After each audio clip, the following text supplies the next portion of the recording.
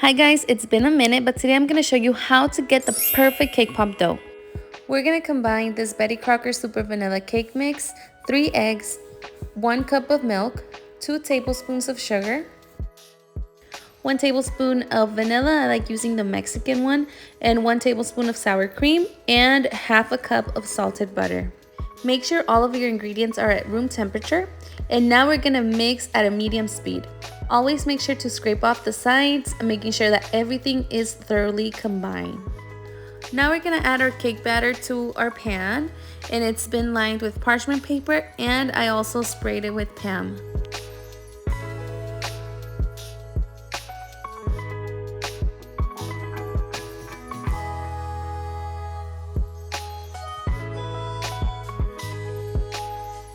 And now we're gonna bake at 350 degrees for about 25 to 30 minutes.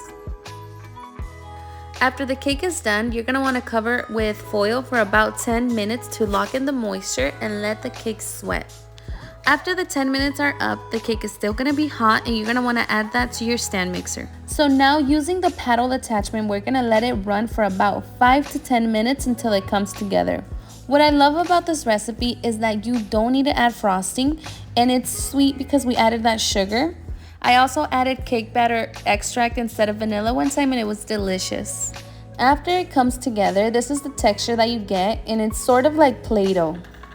In another tutorial, I'm going to show you how to get the perfect round cake pop balls without any cracks, so stay tuned for that.